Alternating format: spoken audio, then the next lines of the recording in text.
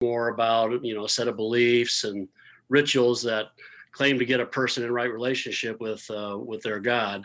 Spirituality to me is more of a personal characteristic for me that focuses on the spiritual world rather than the physical or earthly things. And to me, true spirituality is about possessing the Holy Spirit of God as a result of receiving salvation through Jesus Christ.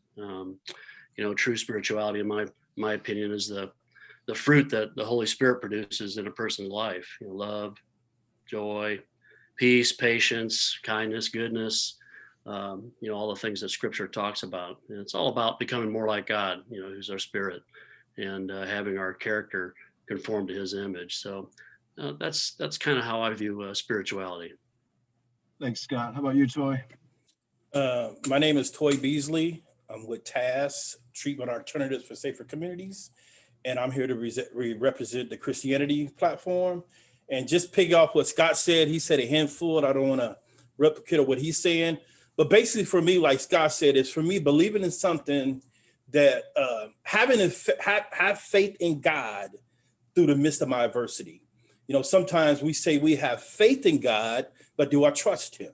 So give an example, through the midst of this pandemic, with me being clean and sober for 20 years, this was a challenge for me in my recovery. So I had to begin to trust God more. That means I had to get involved. That means I had to search. But the key is that I had to rely on my faith in Jesus Christ to get me through. So that path helped me to realize that I cannot do this alone. Not saying that I can do it alone, that I was confident, but sometimes you can get comfortable and you forget about who you need or who you need to rely on. Thank you, Toy. And Husain, how would you define spirituality? Well, top of the day, top of the evening, everyone. And coming from an Islamic point of view, my spirituality and my religious practice are inseparable in terms of how I view things and how you go, because it's totally dependent on the Creator Himself. Islam, spirituality is the modus operandi for me, my daily activities, in terms of how I look at things, how I view myself. It's more about self-reflection and self-criticism in terms of my behavior and my outlook and my opinion of other people, and how I should deal with them. So I have to say, this is pleasing to my Creator. And it has to be in line with that for me to be successful doing things that I'm supposed to do and things that I aspire to do in relation to get near to my Lord and to clean my heart. Thank you so much. How about you, Nina? Sure. Hi, everyone. Nina Henry, addiction specialist and mental health educator at JCFS Chicago. And I'm speaking from a Jewish perspective. I can't say the Jewish perspective because, as Rabbi Rebecca will agree, it's a very multifaceted thing. We've got Reform Jews, which is what I am, conservative, Orthodox. So I'm just speaking from one perspective. And as far as spirituality goes, I don't know that it is a particularly Jewish strain of spirituality. It's really just how I see it. I think it is the quality of my connection to a higher power whom I prefer to call God. I also think it has to do with my relationship as an individual, not just to other human beings in nature, but kind of to the cosmos. And I think it also has to do with whatever my special essence is in connection with a higher power. So that's what I got so far. Great, thank you. How about you, Ken? I think the best way for me to describe my spirituality, or how I would define it, is just by example. If I'm having a really good day, I realize that I'm not in control of that. And it's, to me, spirituality and control are simultaneous. And so it's just a self-realization that things are going well and I have nothing to do with that, and just staying out of the way of it. And that's spiritual to me. Thanks, Ken. And Victoria? Hi, everyone. Thank you for the opportunity to speak on this panel. Victoria Herbert, I'm with New Directions for Women, and I'm a recovery counselor there. And we're one of the first non-native Wellbriety certified facilities. So it's kind of an honor. And I like what you said, Nina, a perspective. So this is only one person, and that's me, my perspective on Wellbriety and what the teachings have brought to me. And spirituality to me is looking beyond self, is seeking to commune with a higher power, elevate to a higher plane, a higher vibration, so to speak, as opposed to being bound in that worldly tension and the things that we deal with every day. And directly from the Wellbriety teaching, spirituality or a spiritual person is someone who continues to screw up and just goes back to the Creator, continues to go back to the Creator for guidance and forgiveness when needed. And that's my definition. Thank you, Victoria. Staying with you for a moment, Victoria, do you believe someone can be spiritual while not being religious, or vice versa?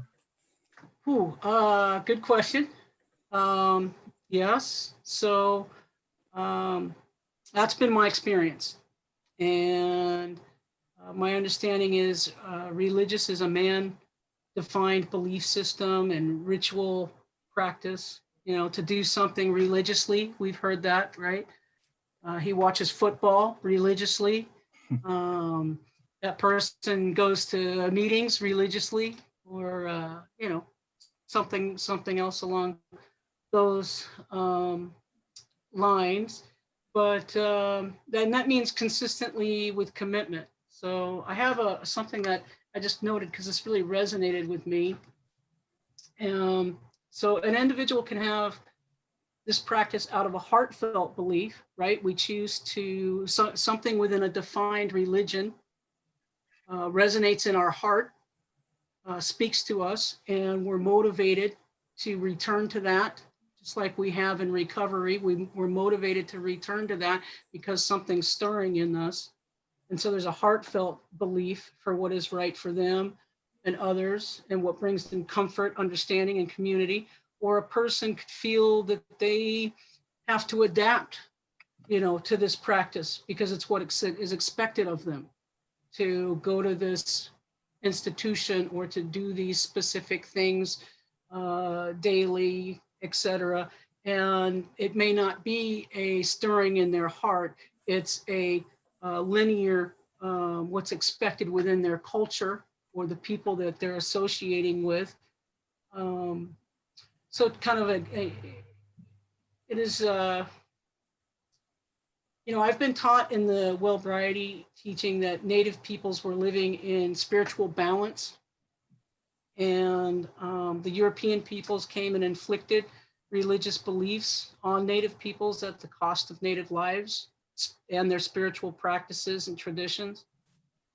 And I think about, had the coming to other lands been in truly seeking harmony, spiritual practices, and being harmonious, could that have been maybe a shared experience or a joined in the complement of each other's spiritual practices?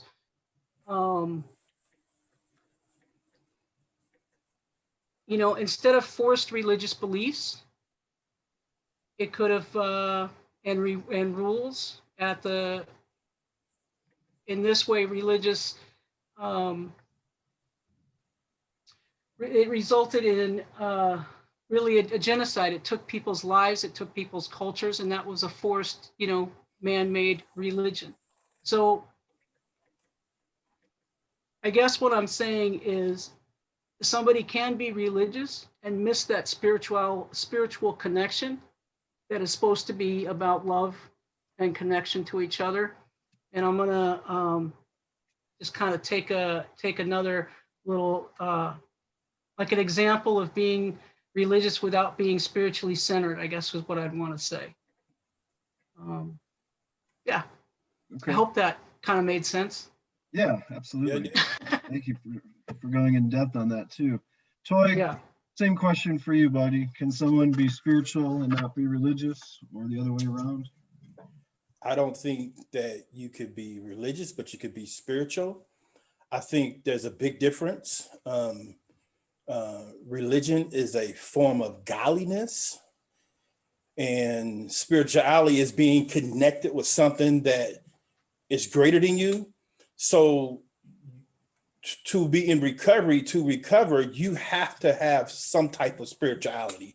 And for me, growing up in the church all my life, I was in and out of prison, in and out of jail, in and out of drug and alcohol treatment center because I went to church, but I wasn't spiritual. And for many years, I was hanging on to my grandmother's spirituality instead of getting connected with God myself. I didn't know how. And so when I was able to find balance in those, when I was able to find balance in my spirituality and my recovery, I was able to walk in my spirituality. I was able to recover. So that connection spiritually allowed me to find me. So I think that without spirituality, a person will suffer, whatever religion. And I truly believe that along with spirituality, it's about what are your morals, what are your values?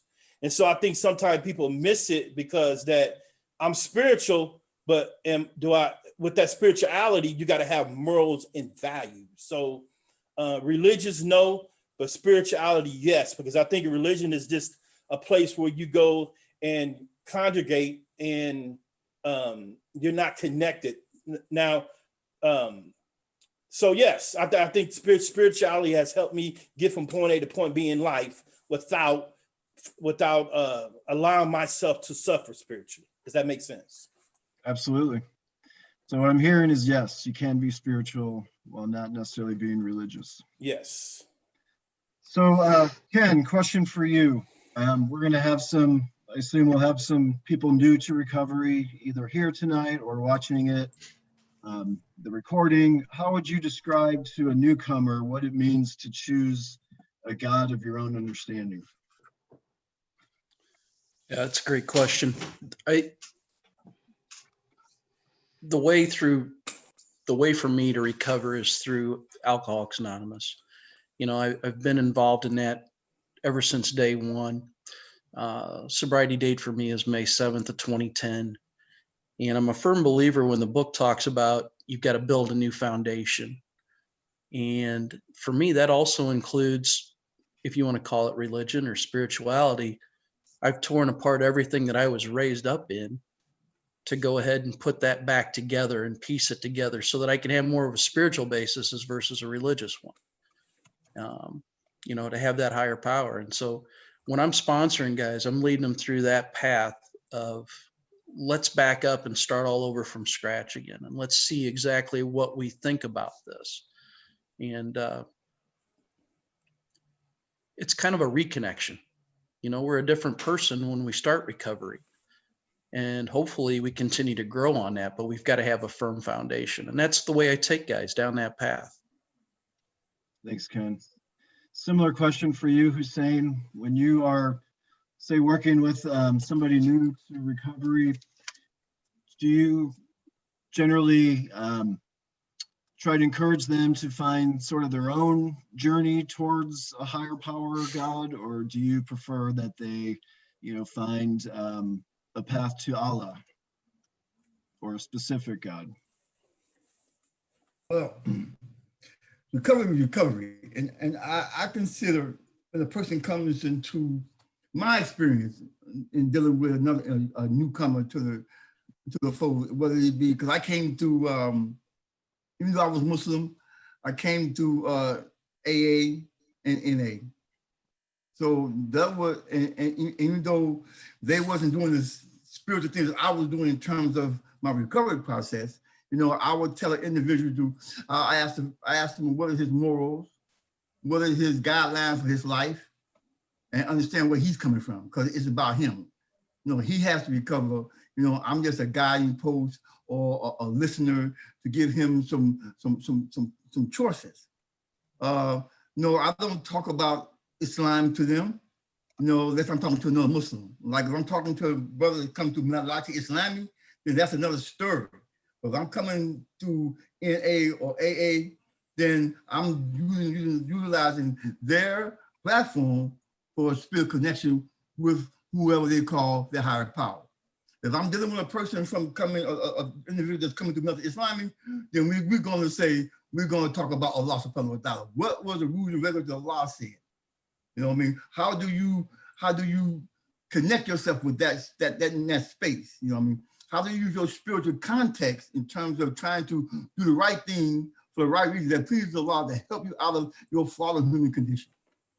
And that's the reality that I have to live with. So I have to deal with these people on two platforms, but it's still the spiritual aspect is about how you live your life in this recovery process so you don't drink again, or you don't smoke again, or you don't get high again, or whatever fallacies that cause you to lose that spiritual contact with yourself and lose your way from your creator. So it's important piece to let them know that this is nothing forced, is your choice, because you came to this place by your own means because of you felt a need to revalue your lifestyle or to change your lifestyle to become a better human being. Thank you, Husain. So new question. I'm going to take a break right now because absolutely. Thank you. So recovery literature, specifically a book called The 12 Steps and 12 Traditions, talks about people, different types of people who come into recovery with either hangups or reasons why a God or higher power or spirituality won't work in their life. They talk about the person who's intellectual or scientific minded, person who's belligerently anti-religious and blames all the world's problems on religion, the person who had faith and lost it, the person who still believes but continues to drink or use. My question for you, Scott, is what prejudices through experience, thoughts, whatever it might be, did you have about spirituality, if any, coming into recovery? If you look back to your early days on this journey. Good question. I was raised in the church, raised in the Catholic Church. My mom took us kids to church every Sunday, but I never really connected with a higher power. I fell away from the church as a young man, and I think my biggest obstacle was understanding that really it was just futile for me to find God, and that's why He sent Jesus Christ to find the lost. God did for me what I couldn't do for myself. His grace was poured out all over me on a retreat weekend with a group of other men. And it was then I realized I had a loving, caring God, not a punishing dictator type of a God.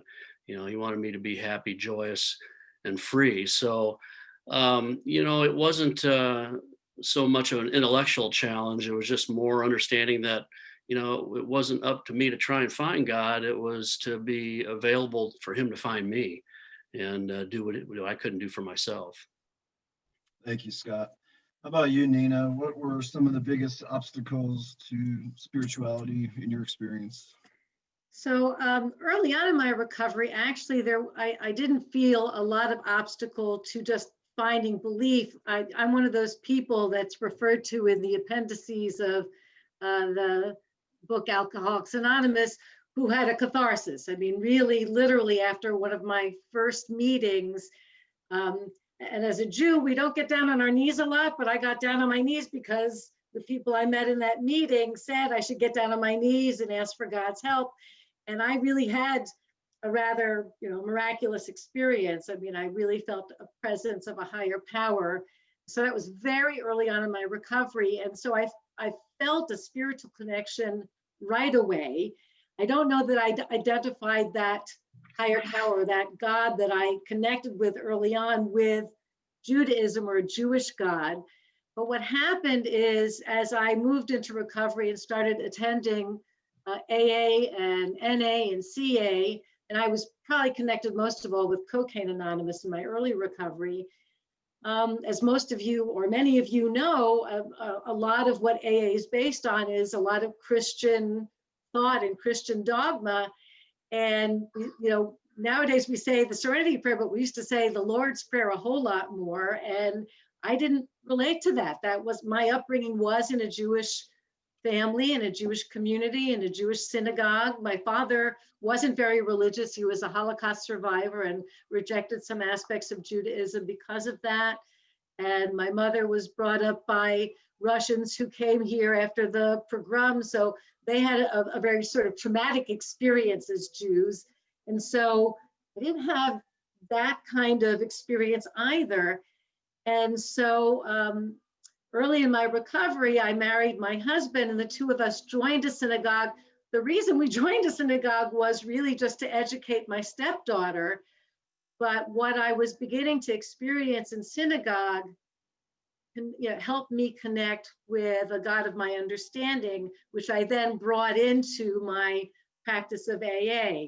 So I sort of had to try and find a way to meld the two. And there's some literature out there that helps you kind of put those two paths together.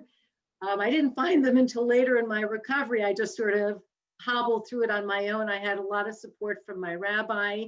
I told him early on that I was in recovery and that I wasn't sure if my God was the God of AA or God of Judaism, but I was going to keep working on it. And so I think, Jewish dogma, Jewish approaches to prayer and spirituality is a little different than Christian. And so that was probably the biggest stumbling block for me early on. Thank you, Nina. So, Scott, you touched upon just allowing yourself to be open for something bigger than you to work in your life, which you call God. Nina, you also referenced, if I believe correct, the spiritual awakening appendices in the big book. And in that book on 568, it talks about honesty, open-mindedness, and willingness as being the essentials of recovery. It says these three elements are indispensable. Toy, why is honesty, open-mindedness, and willingness so critical when it comes to spirituality and recovery? Without character, you're depleted. And I think that, allowing yourself to be spiritual, you got to have that character with it. So that means that when you speaking to people in recovery, you need to be honest. When people first come around the tables of Alcoholics Anonymous, people are hurting. And so I think it's important that, like I spoke to earlier, having morals and values, but also speaking life to them. That's what I do on a daily basis, even in the midst of my church. And when I'm involved with the jail ministry, is that I got to go in there and be open and honest with these guys and let them know what I've been through. I think that without being transparent, there's no hope. So I have to be transparent of who I am and where I'm from and what God had brought me from. So yeah, I think that if you can't be open and honest about who you are and what you're doing in your walk in your spirituality, then you're depleted. You're nothing. So I said that you got to have some type of conviction. And so when I'm walking in my path, when I'm doing wrong and I'm connected with God, the Holy Spirit convicts me of what I'm doing wrong. So that allows me to be open and honest of what I do. So. Thanks, Toy. Same question for you, Victoria. Why is how so crucial when it comes to spirituality in recovery? Well, that's good evidence of spiritual growth. And in the Wellbriety teachings, so Wellbriety is a path to the Creator, a path back to the natural balance that the earth had and peoples living on the earth had prior to addiction being brought into our different cultures and alcoholism and such. There was a balance, and the native values are cooperation, group emphasis, modesty, humility, honesty, those are the things that, and there's a much longer list, and those are the things that bring a person back into wholeness. So in our addiction, and when we're not walking by the way, the Wellbriety path of recovery is called the red road to recovery. When we're not on the path to recovery, we may not be a completely open and honest person. Some of us might have been, but we may not be that. We may be one that keeps secrets, and that goes back to fear, right? We learned about fear being the number one offender that the resentments come back to is fear. And as we grow in spirituality, we become more confident, as some of you mentioned, the faith in Creator, in a power greater than ourselves, in the Spirit, and we're able to trust that, okay, I can be honest about this. It was very scary for me to really divulge in the step work, to really divulge some of my past. And I'm grateful to Creator that the discoveries and the growth that I've done didn't all happen in that first year, that I was able to go back through my steps and get a little more honest with myself. Because some things I was only able to share, I couldn't say them out loud. I could only share them in a general way, because I was still worried about what that other person might do with that information or what they might think about me. But my trust in the healing process and my trust in Creator led me to be more and more honest and more open. And I will say that I too had a hesitancy about organized religion because of just experiences in my past. But my new relationship, becoming a new creation in recovery, my new relationship allowed me to trust in going back to places of worship and trusting in a new experience of that, because I already have a relationship now with Creator, and I can trust that bond. That's not going to be, or, you know, I'm human, I'm fallible, but that's not going to be swayed too much by other things. Wellbriety is adaptable to all faiths and all doctrines. It just brings back the native cultural traditions, practices, and values of the group, of service to others, honesty, respecting our elders, and looking for guidance in our elders. And you can look at that, how we look at sponsorship, right? Those men and women that have come before us, that have a few years or so ahead of us and come before us, and we look to them for guidance. Thank you. So that's the how. Okay. Very good. Recovery literature also talks a lot, references something called a spiritual malady that we suffer from in our active addiction or active drinking. Question for Nina: how would you describe a spiritual malady, and what happened to you to overcome it? If you can think in terms of maybe specific actions that helped you overcome that, or specific events. I'd be interested in hearing what you have to say about that.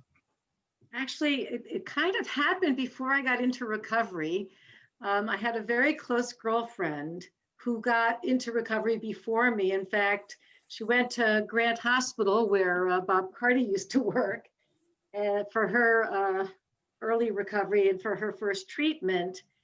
And at the time, I gotta say, if there was one word that described me, it was entitled. I thought I deserved stuff, that if there was a God, God's job was to give me stuff. And this friend who was at Grant Hospital in treatment asked me to please, come and visit her, because her parents had kind of washed their hands of her and they didn't want to see her. And so I went to visit her. And while there, I was invited to go to a meeting of Al-Anon, because of course that's for the friends and family of people that are in recovery. And I was astonished by the other people in that room that, many of whom, my impression was that many of them had been to other meetings of Al-Anon, whereas I had never been. And I was astonished by the kindness that they showed one another, and astonished by the honesty that they offered. And I remember leaving that room at the end of that meeting. I'm not even sure I stayed for the whole thing, thinking, that's good for them, not for me, right? That great for them. And of course, I thanks to this particular friend that was at Grand Hospital, she sort of said, Nina, I think maybe some of this might be useful for you down the road. And eventually I did get into recovery myself, but also she introduced me to a friend with whom I had dinner one night. And he and I had a conversation about destiny and how we determine destiny. And of course I said, well, I'm in control of my destiny. I get to make all the decisions. Basically I was saying, I'm God. I get to decide. And this fellow very politely, again, a person in recovery, said, well, Nina, maybe you should, take a different look at it. So of course, I ultimately hit my own bottom and found my way not into treatment. I started right off the bat in 12-step recovery in a meeting of Cocaine Anonymous. And again, there I sat in a meeting and saw these really generous, humble people, hugging each other, being kind to one another. This was completely foreign to me. I mean, I didn't, to me it was, what's in it for me? Right? What am I going to get out of this? What are you going to do for me? To the point where as I moved into recovery and began to explore my spiritual self and my personal journey, I used to joke, when we would go around and introduce ourselves or, whatever, whenever we were introducing ourselves in the meeting, I'd say, I'm Nina and I'm a grateful recovering Jewish American princess. Because I really needed to move beyond that sense of entitlement and that, somehow I was special. I was really grateful to Victoria when she mentioned the word humility, because that was a word that for me, it had no meaning until I got into recovery. I suddenly began to recognize I wasn't so different from the other people in the room. We always say, those of us who work in the field of substance use treatment, we say, look for the similarities, not the differences. I think we say that in AA anyway. But I began to see how I was the same and not so different from the others. And for me, that's a very spiritual discovery. That, while it definitely has a connection to a higher power, it tells me that I'm not less than, but I certainly am not in control in the way that a higher power might be. And so, yeah, I sort of had to be slapped into humility. Thank you, Nina.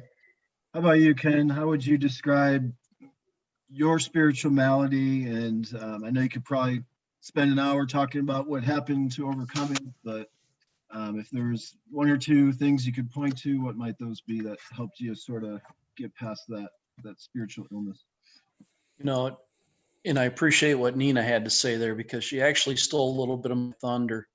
One of the first speakers that I heard, and it was at a CA event, was to listen for the similarities and not the differences. And that was an eye opener for me, because if I was 30 days sober right now, I probably would have clicked out of this thing, because I'm not accepting of everybody at that time. And what I've had to do is realize that malady for me was just how selfish I was. It's my way or the highway. And once again, for me, it goes back to that control issue. And the neat part about this is I've looked forward to this tonight, because we've got so many different viewpoints, so many different angles to look at the spiritual side of this, whether it's AA or CA or any of that. I can remember my second sponsor was more on the CA side than the AA side. And African-American gentleman, we've still got a great bond today. But I was put in situations that I never thought I would be comfortable in. And that's part of that malady, that feeling like I am out on an island by myself. It's my way or the highway. And I've been able to overcome a lot of that and actually listen to different viewpoints. And for me, that's huge because I was so closed-minded before this. It's incredible. And I'm doing a lot of reflecting right now, and that's the neat part about this program. So appreciate it. Yep. Thank you, Ken. There's a term that we throw around in recovery or treatment centers called white knuckling, where somebody's basically trying to remain abstinent on their own willpower, doing it without reaching out for help.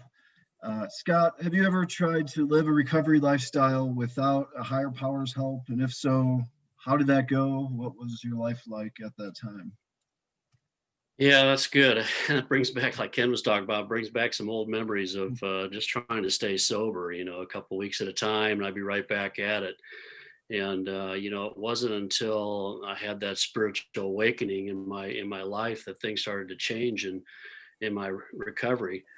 I want to refer back to that spiritual malady question a little bit, because I really think that a spiritual malady comes from a hardened heart. I think we can probably safely say it. Everybody's probably had hardened hearts in their lives, and even Christians can have hardened hearts. And it's all about sin and pride. And the Bible tells us a little bit about the heart's a repository for good and evil, and that what comes out of our mouth, whether it's good or bad, really begins in the heart. So, it's about addressing sin and pride in our lives. And, but I remember, until I started getting that, my recovery, I wasn't growing at all.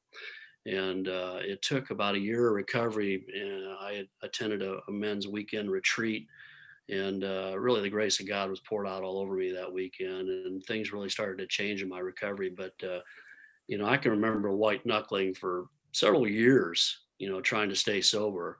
But it wasn't until I had that spiritual awakening when things really started to change in my life and my recovery really took off. Thanks, Scott. Okay, I want to do another sort of lightning round question where I'd like everybody to weigh in. It's a pretty loaded question. Back then, Just things back. And thank you, Husain. I'm going to start with you in a minute. So the question basically is it possible for somebody to recover without any kind of spiritual connection or, just spirituality in their life? And I want everyone to weigh in on that, but you first, Husain. Welcome back. Okay. First. Okay. All right. Well, I believe this. I can't speak it for anyone else. I couldn't. So I don't know about how other people view their life and their connection with themselves as you look at yourself.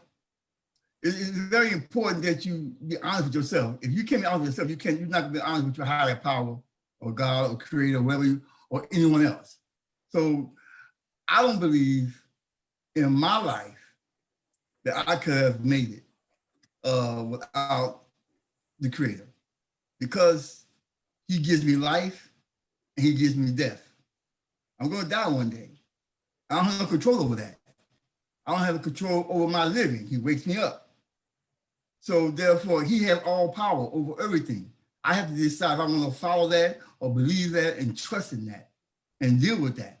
So for me, it's the ultimate to have power in a power greater than yourself, whom I believe is Allah, and the creator of all things, that always was never not, and always will be. He's always there. He's never not there. And we have to realize, I had to realize that and submit, let go, let him take care of his business. That's where I'm at. Thank you. What about you, Toy? That's what. Yes. No, you cannot, you absolutely cannot recover without spirituality in life. For me, I have to rely on the Holy Ghost to direct me, to give me strength, to give me power. Because when I tried to do it on my own, I didn't make it. And so I had to make spirituality a lifestyle. And so when I say a lifestyle, that means that I got to speak it, I got to live it. So when a person tells me that, that they can recover without spirituality. I'm not going to debate with them. I just be concerned. But for me, you know, without spirituality in my life, I wouldn't make it. I have to rely on the Holy Ghost to guide me, to comfort me, to give me strength, to help me get from point A to point B. You know, and at the same time, I would just want to piggyback on that, the fake it till you make, the white knuckling quickly. You know, for a long time, I faked it till I make it. You ever heard of those things, fake it till you make it? And for a long time, I relied on my spirituality, but I didn't have any AA in my life. So I had to bring that back. I had to bring balance in that. So I had the spirituality part, but I didn't have the recovery part. So I was involved with people in church and in my spirituality, but didn't know anything about recovery. So it was a struggle for me to find that recovery part. So I had to bring it back and have balance. So I just want to elaborate on that, because it was important for me for the many, many years. I was in and out of drinking and using and relapsing because I didn't have that recovery part, but I had the spirituality part. Does that make sense? Yep, sure does. What about you, Scott? And as brief as you can make it, is it possible for somebody to recover without spirituality? Well, everybody's different, I think. And, you know, for me, I don't think so. You know, when I look at the steps, the steps of the 12 steps are what taught me, you know, to, you know, come to believe that there's a power higher than myself that can restore me to sanity. And it wasn't until I made it through that second step and really realized that, you know, Jesus Christ is my higher power. You know, that recovery was impossible. But the third step is just as important. Probably the most important step, in my opinion, is turning your life and your will over to that higher power, whatever it may be, whether it's Allah or Creator or Jesus or the doorknob, right? I think we've got to have that higher power in our lives to grow in our recovery and have successful growth in our recovery. Thank you, Scott. Same question for you, Nina. Yeah, I'm going to be difficult. I'm a difficult girl. I got to tell you that for me personally, I could not have gotten sober without a higher power and a spiritual path. However, I've certainly worked with lots of sponsees and clients over the years. And I think the higher power works in some very mysterious ways, but one that's not so mysterious is the way that community and fellowship works in others' lives. I think a lot of us would agree that God works through us, right? That we're not, you know, we're vessels in a way. And when I'm walking the walk, you know, and really abiding by what I believe my higher power's will is, I'm setting an example for others to follow. And I, you know, for me, my higher power is probably most strongly evident in my faith community and in the fellowship of AA, NA, and CA. I mean, that's where I learned about a higher power. So sometimes I just say to people who are struggling with that, you know, keep coming back, keep going to meetings, get connected with people, because whatever it is that is going to make you stick like glue to this path, it's going to be from the people that you meet and the higher power working through them. So I'd say if you've got a solid community surrounding you, you might just find your path without really necessarily right away acknowledging at least that there's a higher power. Thank you. Just continuing counterclockwise, Ken, same question for you. It's real simple on my end. It's no. And I'd be happy to take them back to detox when the run's done. You know, and that's my own sarcastic feeling about that, but they've got to find a way out of self. And there's got to be a higher power involved. Thanks, Ken. And Victoria? Well said, Ken. So we got to find a way out of self. And so the question was without spirituality, and spirituality doesn't necessarily mean a divinity, right? Though some of us have that in our story and in our faith. So the group, the fellowship, the love, the acceptance, the forgiveness, the honesty, those things that you start learning from the group experience, from that fellowship experience, can be the example of that spirituality. And it can be a challenge when someone's resistant to that. But yeah, so my experience is no, because my belief, and I base this on my experience, is that it is a spiritual disease. It's a brain disease, but it's also a spiritual disease. So we have to remove ourselves, let go of ego, and find that other that fills it. And that's love and service. Thank you. You know, we did a general recovery panel that a couple of you were a part of last April 2019. And we asked that same question, and 6 out of 6 basically agreed that there needs to be, at least for them, some form of spirituality in their life in order to maintain their recovery. And that's what we pretty much heard here again, 6 out of 6. So if you're somebody watching this struggling, you know, maybe in and out of treatment centers, you know, these are people with long-term recovery, letting you know what is the key. So that's something to look at. You know, what does my spiritual life look like if I'm continuing to struggle?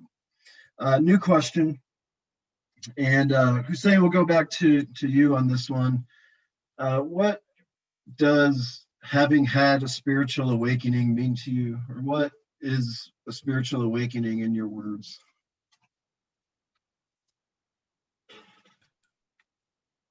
All right. What does having a spiritual awakening mean to you?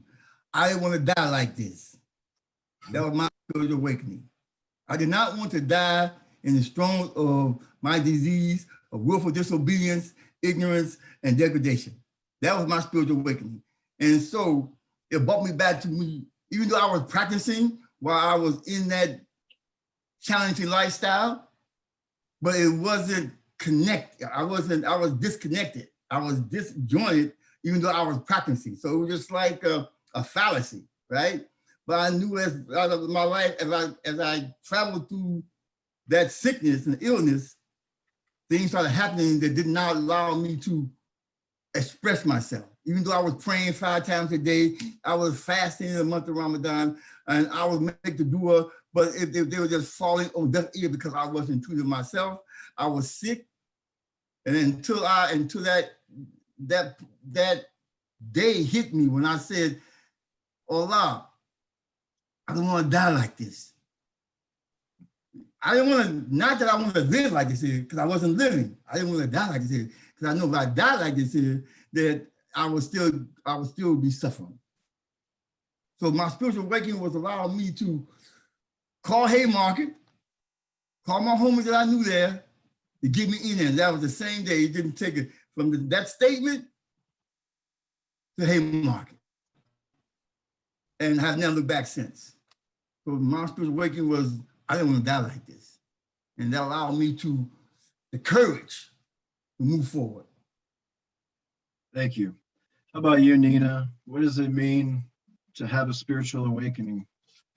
Well, as I said earlier, for me, it was pretty cathartic. And I also used the word earlier, humility. But for me, when I had that catharsis, that moment where it seemed that a higher power was suddenly in my life, I was feeling very humiliated. I felt the lowest of the low. I felt that I had done nothing that I had been taught earlier in my life about what was right and righteous. I had no connection with human beings that wasn't transactional, right? It was all about what can you give me? What can you do for me? And it had gotten me nothing but pain. And I was in horrible pain psychically. And it's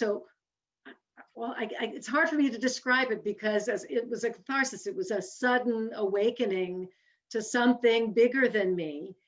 And I was literally in my sister's tiled bathroom on the floor, hanging onto the side of the tub, saying, if there's a God out there, help me because I'm a mess and I don't know what to do. And I don't know if I would call it a white light. I don't think that that was it exactly. I suddenly felt light, and my heart felt connected to something that it had never felt connected to before. I oftentimes, even today, when I pray to my higher power, to my God, I feel sort of in my sternum this connection, almost like a direct connection in my heart. And so for me, the spiritual awakening had to come, as we talk euphemistically about hitting bottom. And I don't know if that's necessary. I mean, in fact, I know it's not necessary. I've helped many people over the years that didn't have to hit a bottom to get sober and to get better and to find a higher power. For me, that's what I needed. I needed to hit rock bottom before I could accept that there was a better way to move forward in my life. Thank you. And then Toy, real quick, if you could sort of narrow it down to 1, 2, 3 sentences. What does it mean to have a spiritual awakening? God doing for me what I couldn't do for myself. Being stripped of my humanity in the Illinois Department of Corrections gave me a spiritual awakening that I don't want to go back there, because being stripped butt naked, told when you can eat, when you got to go to bed, when you can go to the yard, that stripped me of my humanity. That gave me a wake-up call.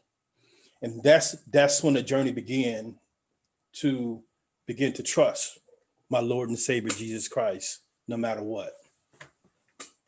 Thank you. So earlier on, we talked a little bit about that spiritual experience appendix in the AA Big Book. And part of what they talk about in there is kind of a reassurance to newcomers, people early in recovery, that it's okay if the spiritual awakening we're discussing doesn't happen instantaneous with that burning bush or that white light moment. For a lot of people, it happens what they call the educational variety, which I believe is just kind of like learning through life's experiences, maybe 2 steps forward, 1 back, 3 forward, 1 back, that kind of thing. Ken, would you say your spiritual awakening was more of that sort of burning bush white light moment where it happened in an instant, or was it more of that educational variety where it grew over time? And when did you know that it was happening? Yeah, it's a good question. For me, a firm believer that the spiritual awakening happens as the result of the steps. And so it was really when I started to feel like I could work with others that I knew things were starting to come around. And that's when the awakening really was present there. No, it was not a burning bush or a lightning bolt or any of the other stuff that we hear. It was something over time. Thanks, Ken. Same question for you, Scott. I can repeat it if you wish. No, I think for me, it's kind of some of both. I remember my first real encounter with God was when I was sitting in my car before work one morning, and I was ready to just turn it on with the garage door closed. And I just felt something saying to me that something has to change. I was physically, mentally, financially, spiritually bankrupt. And when I finally achieved some real sobriety, I was ready for some transformation. And it's kind of like what Ken and Victoria were saying earlier, that, I needed to die to myself, die to myself every day. And that's what I try to do every day. My flesh is broken, and I need to die to myself every day and ask God for his will in my life to be followed. And, my flesh continues to be broken, and it's a daily battle with my flesh to remain holy in my walk. And so it wasn't so much a burning bush, but the steps really led me down the road to that. That was the education I needed for my recovery. Thank you, Scott. Okay, so another thing we hear in recovery circles is recovery, or maybe a 12-step program, is like a spiritual program of action. And nobody asked me, but I'll just say in my own experience, I did not feel spiritual growth until I did certain things. It wasn't going to come by thinking about it or researching it or willing it. Sticking with you, Scott, what were some specific actions you took to spark or initiate that spiritual growth in early recovery? Well, for me, I got plugged back into the church, and as a part of my recovery program, trying to build a bigger support group of people around me, and I started to become intentional about, things that would keep me in that growth, that spiritual growth pattern. Began working with teens through the Teens Encounter Christ movement, and spent some time with the Faith, Hope, and Love program for jails and prisons. Got involved in Promise Keepers. All along, with all these things, I was spending more time in the Bible, and had life group Bible studies at my home, and then of course started Celebrate Recovery in 2005. So it's all about being intentional and taking specific action to continue my spiritual growth. Thank you. What about you, Husain? Looking back, what were some of the specific actions you remember taking early on that kind of opened you to something to start working in your life? Early on, I had, you had to get you a sponsor. And so he told me, he said, well, if you want to maintain your spiritual growth and process, then you have to do service work. Mm-hmm. So, and what really got me started when I started doing service work, I did the 12 and 12.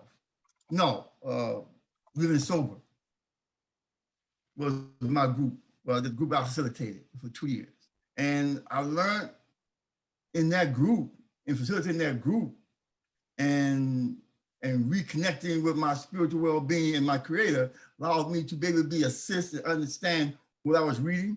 Not only was I just talking, we did the walk. They said, walk the walk and do the talk. But my thing was, it was the walk and the journey of helping another human being move toward a better image of himself, a better idea of himself, a better reconnecting him with his spiritual entity that allow him to grow to be a better human being. So it was amazing for me. Not only do the 12 and 12, I did chaplain work at Cook County Jail with the Muslim prisoners, Muslim detainees. So I was surrounding myself with, be out of myself, be a service to another human being by the grace of the Creator. So that was my main focus, and it continues today. Wonderful. Thank you, Husain. And Victoria, I'd also be interested in your input on that question. Sure. So, into action. I needed to be teachable. I learned how to follow direction and not debate and not argue. I since now still debate some things, but luckily in my early recovery, and I can go back to that, and I can go back to remaining teachable, is to follow some direction, because somebody else, other people, were smiling, happy, joyous, and free without putting substances in them. And something that they were doing was working. So maybe I should try that. And to this day, I did then, I learned how to surrender ego. I learned how to surrender ego and be in service to others. And the service work in my first year of recovery, so powerful, and really helped me build a foundation, and gave me that connection. Wonderful. Excellent. And then kind of coming more to the present day, Nina, I guess I'll just sort of set it up by saying we learn, as we go on in recovery, one day at a time isn't so much about what it meant, in that first 28 days of treatment or whatever, where one day at a time was, I just got to resist the temptation to drink one day at a time. As you move on, it becomes more about, what am I doing one day at a time to get closer to my higher power, right? Grow along spiritual lines. What are some of the ways or actions you take to maintain your spirituality today? Well, I'm so glad that you asked me this question, because I get to bring my Jewishness into it again.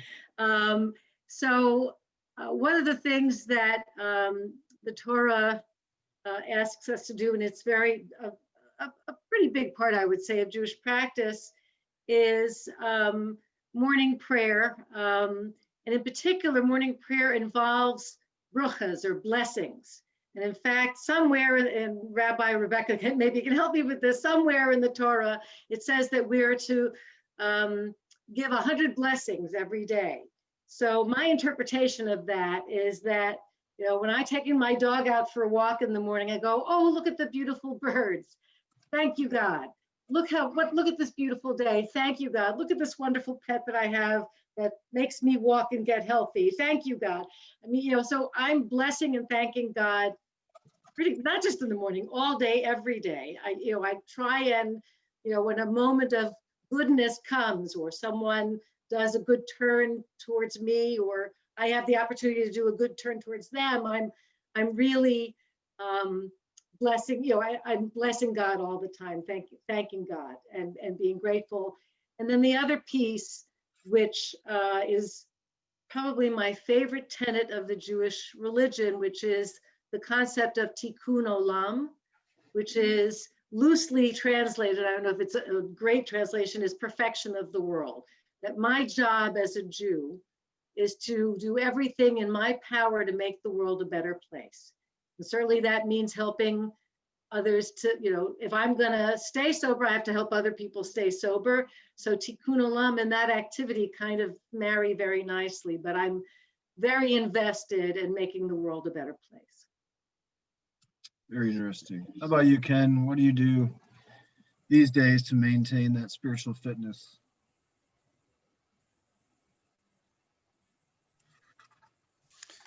I think a big part of it for me is working with other guys, and I love hearing different viewpoints now, and to be able to build on that is huge for me, because there's a lot of days where I don't feel like I'm the most spiritual person in the world. And it's that saying of, you know, and I think when we talk about keeping things fresh, there's times that you'll hear somebody in a room who's got 60 days of sobriety sound a heck of a lot more spiritual than the person with 30 years of sobriety, you know. And that's the kind of stuff that keeps me thinking after the meeting, is what is it that person's got? I want a piece of that, you know. I want to be that person too. And it's neat because you can hear all those different viewpoints, especially from the newcomer, that keeps that fresh for me. That's part of that spirituality. So. Thank you, Ken. And as somebody who's known you a long time, I can testify you definitely walk the walk when it comes to working with others. How about you, Toy? What are some of the things you do today to maintain your spirituality? First of all, when I wake up every morning, I have to begin to pray and thank God for another day. Community. Community means that I got to be involved with my local church. Not just going to church, but involved. Jail ministry, helping that recovering addict or alcoholic, or that struggling Christian that needs help, doing service work. Those things keep me excited. I shared this in the beginning, that when we went into this pandemic, part of what I do is I travel all around the state of Illinois and go in different prisons and speak to men and women, and then involved in my church. I do a lot of different things, but all that was taken away from me. Now I'm in a house stuck. And if it wasn't for me in a prayer life, connected with my God, Lord and Savior Jesus Christ, I would not be where I'm at today. So practicing those things, getting involved with my community, keeps me active, keeps me going, keeps me excited about who I am. Thank you, Toy. So we're gonna ask maybe one or two more questions, and then open it up at about 1/4 for questions and answers from anybody who's here who has questions for our panelists. You can either wait to ask those yourself verbally, or you can send them to Debbie Reese in the chat, and she's organizing all that. Victoria, was there a specific moment where or when you recall the feeling of the presence of a power greater than you working in your life, sometimes referred to as God consciousness? Wow, good question.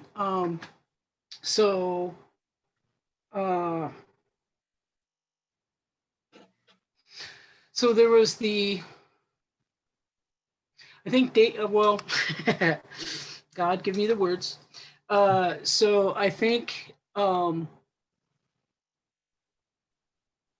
personal growth that I've had within interpersonal relationships, with releasing shame or anger responses. So I can, okay, you asked me if there was a specific moment. There was a specific moment early in my recovery that I knew the presence of Creator was with me. Today, I know I'm in communion. I know I am connected. I know that God is doing for me for what I cannot do myself. When I don't respond the same way maybe I used to, or I don't feel the same way maybe I used to, or I can look at another person, a daily event, the person in traffic or the person, when it's not too convenient. Yes, we can all be loving and kind and tolerant when it's, when everything's mellow. But when things are tense, I get very judgmental and I get very entitled, I get very impatient. And these days, I can sense that connection when I'm not responding that way, for one, and then also for when I do, I turn to Creator and I say, help me, God, with this, and forgive me. That wasn't cool. Help me. So, yeah, I hope that answered the question. That was great. How about you, Toy? You kind of touched on it earlier, during your jail experience. How would you answer that question? Looking back, was there a specific moment where you just felt that power flowing in, maybe for the first time or first time in a long time? Yeah, there's been many instances where I can look back and notice that the things I went through, if I wouldn't have went through, I wouldn't be who I am today. Just adversity alone, I think that for me to have adversity, it allows me to grow for those things that I went through. And then when I look back and when I went through those things, I'd be like, wow, how did I get through that? And I knew that it was nothing but God, And so when we face adversity, sometimes we look at it as a bad thing. But sometimes when you're facing adversity, it can be a good thing.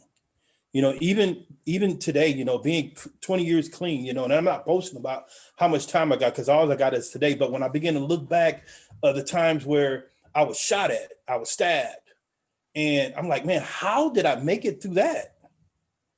And that adversity that I went through, and even the adversity that I face today, even with I spoke about COVID and the pandemic and the adversity that I went through, I got a home, I got my kids are here, my wife are here, and I was still lonely. That was some adversity that I had faced that I needed to go through. Sometimes we people in recovery need to get slapped on the side of the head to realize, you know what, we can get so uncomfortable, we forget about where we came from. And I am grateful for those moments that I went through, that I got bumped side of the head, because it allows me to keep growing. So, yes. Thank you, Toy. Husain, how about you, buddy?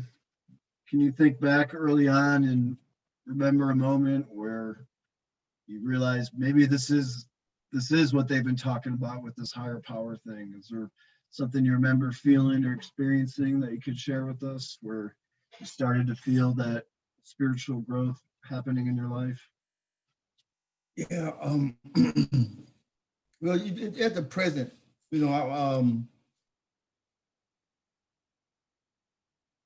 I, as a Muslim, I go through a lot of challenges, and I think it's unfortunate and gets me so angry.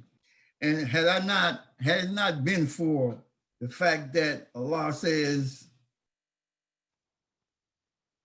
if you hurt another human being, it's like you're hurting the whole human race. And if you save a human being, it's like you're saving the whole human race. You have to think about that, because I get so caught up in that anger for being wrong.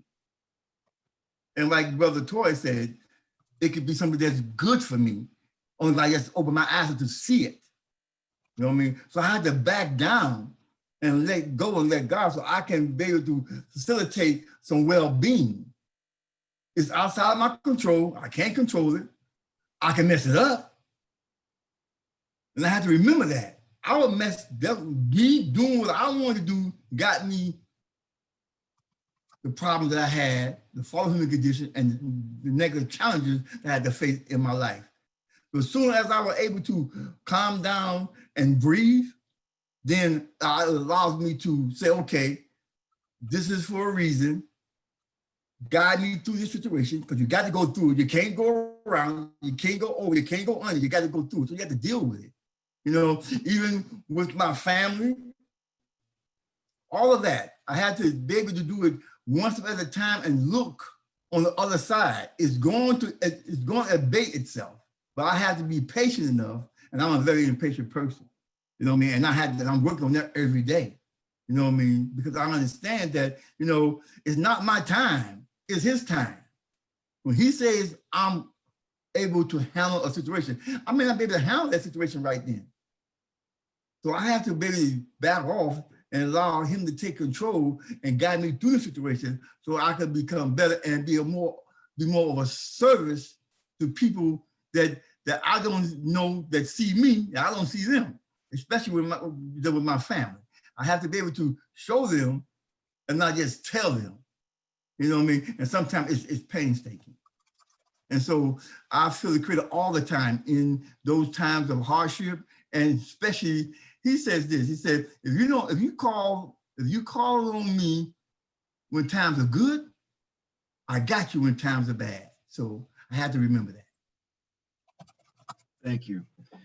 So that will conclude the moderator portion. I got through all but 3 or 4 of the questions, but we definitely want to find out what other questions the rest of you here might have. So Debbie's been fielding a couple from the chat room. Let me pull her up, and she will read off some of the questions that we've had so far. Go ahead, Debbie.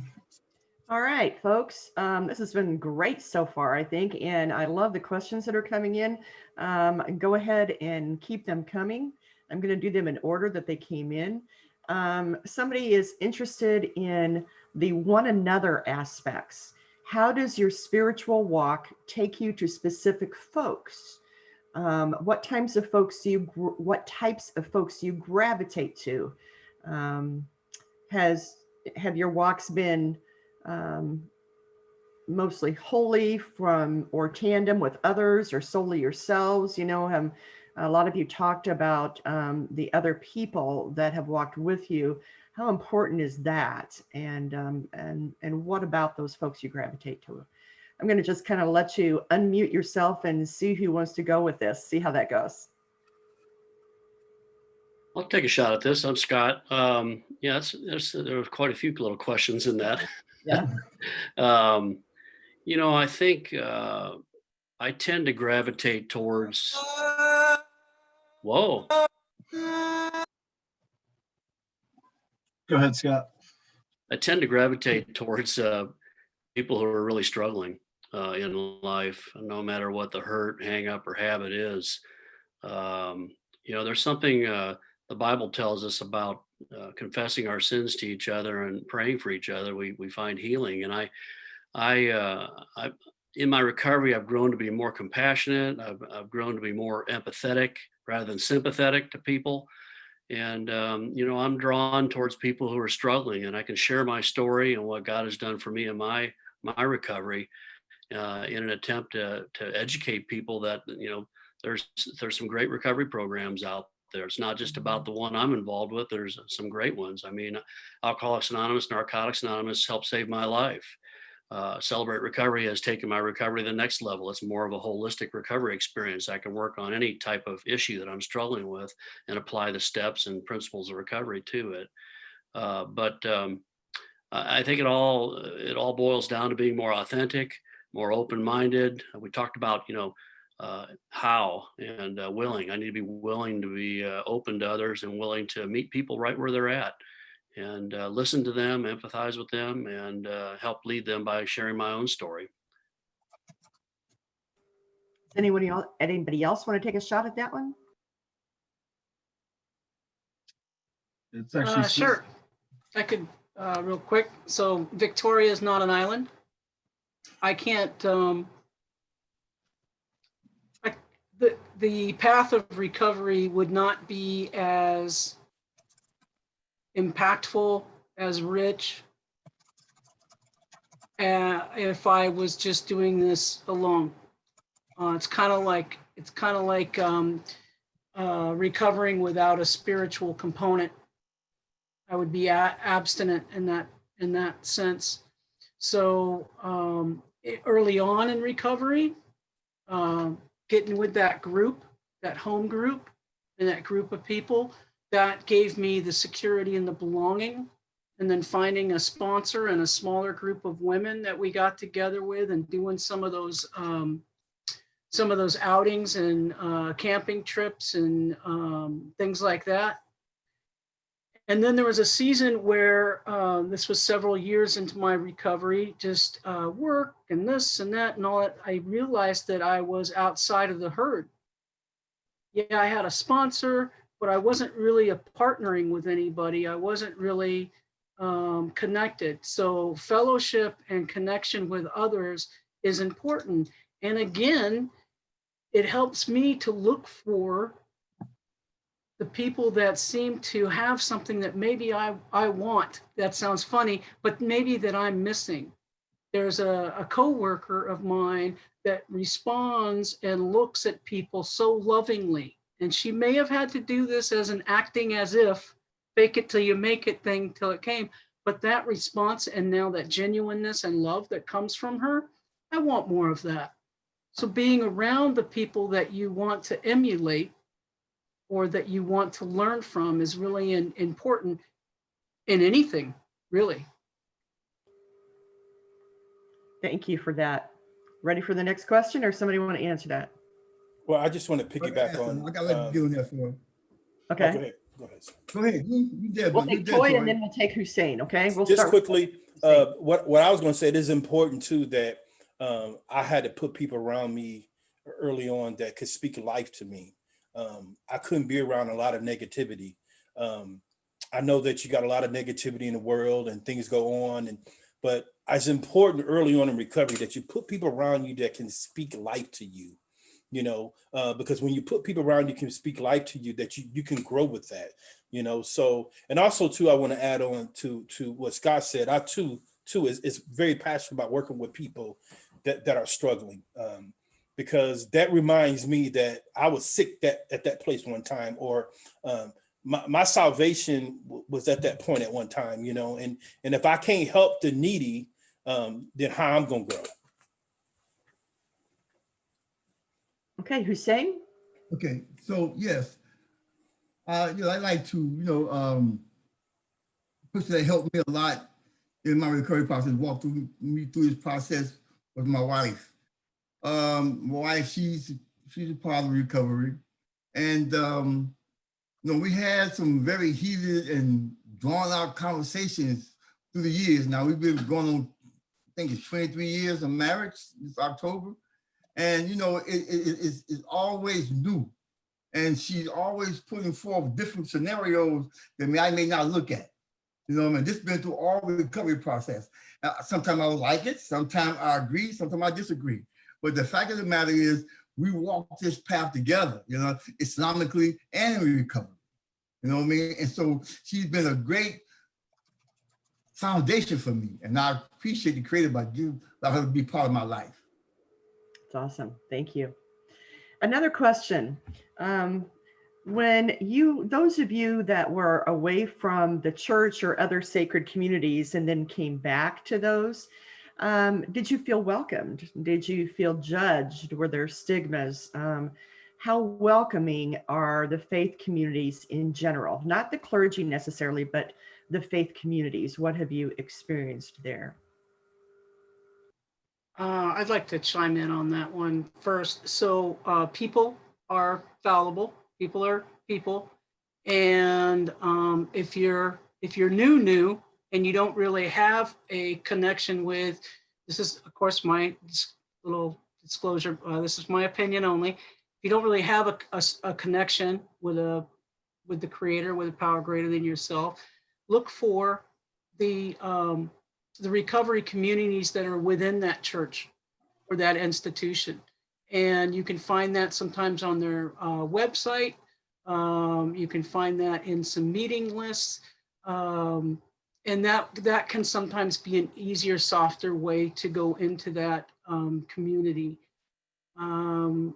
I learned early on in recovery that there are certain things that I need to do on a daily basis to keep my balance. And when I first started going back to organized religion, I had a strong hesitation and a lot of fear.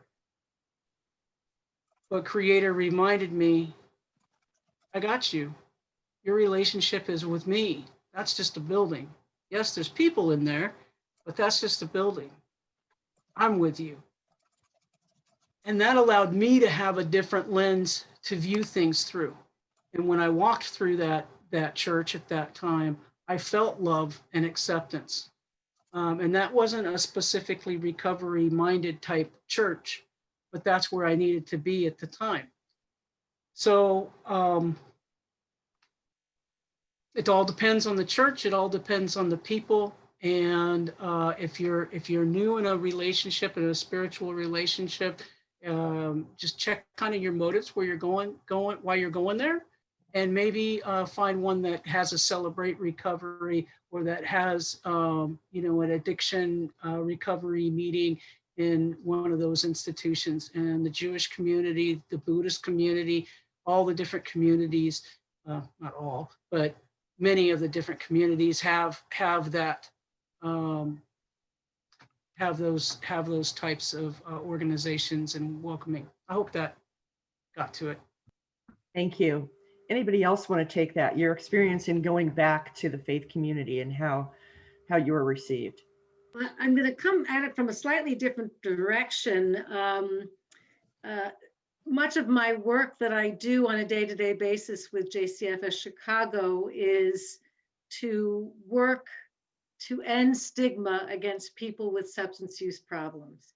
And I certainly can say, to some degree, sadly, that certainly in the Jewish community, there has been a prevailing myth that Jews don't have this problem, that Jewish people don't have addiction. I'm here to tell you, the same 1 in 10 of the population in the United States, Jews have that same 1 in 10 ratio, right? And so that, we're not special or unique in that way. And so frankly, long before I started working with JCFS Chicago, I was aware of that stigma in my community. And it did, and still does, keep me in certain rooms and certain places from being open about who I am. And, I think I'm an addict at the core of who I am. And yet that is something that I still to this day, so depending on the room I'm in, that I hide. And, I think, I get and stay sober in rooms where I can trust the people I'm with. And so I'm out there working every day, not just in the Jewish community and other faith communities, to try and reduce that stigma and say, some of you may be familiar with, all of a sudden I can't think of the name of the organization, but there's a recovery movement out there that says that we should be out in public in some measure saying, hi, I'm Nina, and I've been in recovery for X number of years. And here's all the good things that have happened by virtue of my recovery. I think to whatever degree we feel safe to do that is really important for all of our faith communities and all of our communities. Is if we out ourselves in some situations, we may be reducing that stigma, because everyone I'm seeing on this call are example of really strong, fabulous recovery and have something really important to share with the world. And if we allow stigma to prevail, it's, people are not going to get that message. Great idea. That's good. I like that. What was saying, I think local church family and ministry family, very instrumental in recovery. We call it forever family at Celebrate Recovery, forever here on this planet and forever in eternal life with our God, right? One of the many strengths of Celebrate Recovery is the welcoming and affirming atmosphere that we offer anyone that attends. I've been in programs where I felt judged and condemned, especially when relapsing. And it wasn't until I found sound recovery that I realized that, it's not so much, I didn't want to be around people who were judging and condemning me. And that's one of the strengths of Celebrate Recovery, that many people who've struggled with, socially unacceptable behavior for years find that the atmosphere at CR is a strong draw that keeps them coming back. And that's what we want for people. We want to break those stigmas down of sharing about sexual addiction, sharing about drug and alcohol addiction, sharing about trust, sharing about mental health issues. And if we come into a non-judgmental or non-condemning type environment recovery program, people are going to open up and start sharing about those things, and those stigmas are going to be broken. Celebrate Recovery is more of a holistic recovery program that, the biblical principles and 12 steps can be applied to any type of life hurt, hang up, or habit. Because of this, many people have found Christ who would never have darkened a church doorway.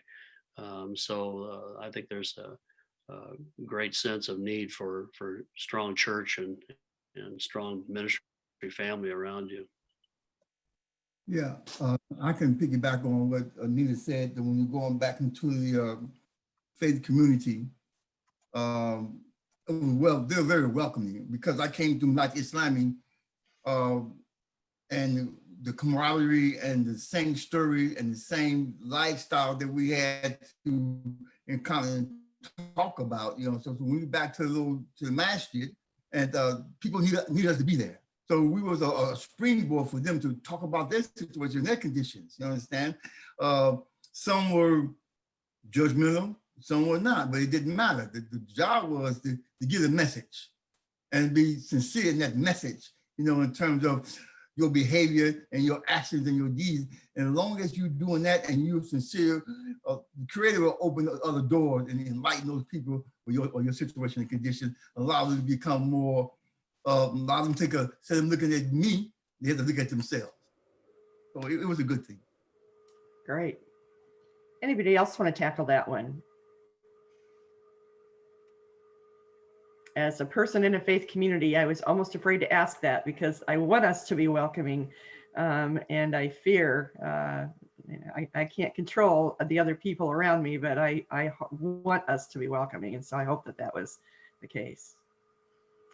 Okay, here's another good. Oh, go ahead. I say thank you, Debbie, but for the sake of time, I know we could talk about this. It's very passionate and very, very emotional subject that we could.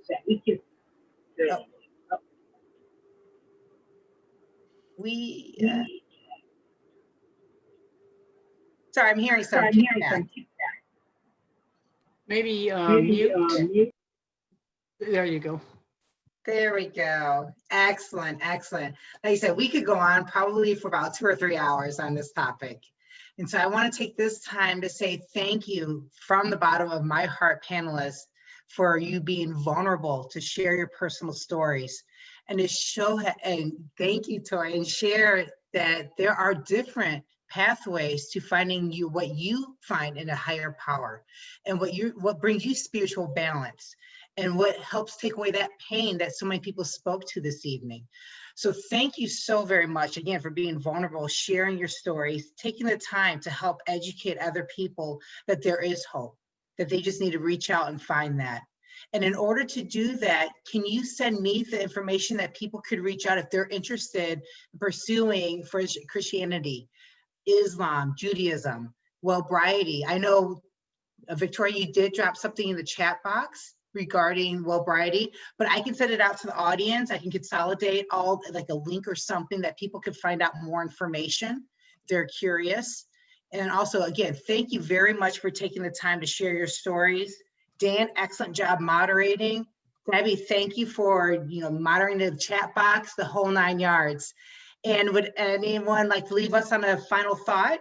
Now you can jump in. Thank you. Thank everyone. It was nice. Thank you, ROSC committee, for holding this. Thank everyone that came. I learned a lot, even though I live a life of Christianity. I thank God that I'm able to learn from other religions of what's going on in your life. The population I work with, the things I do in life, other individuals may want to be a part of what you do. So now I got information that I can pass that information along. So thank you. I too want to thank Dan, Angie, Debbie, and your committee for making this possible. I am humbled by all of the messages I heard tonight.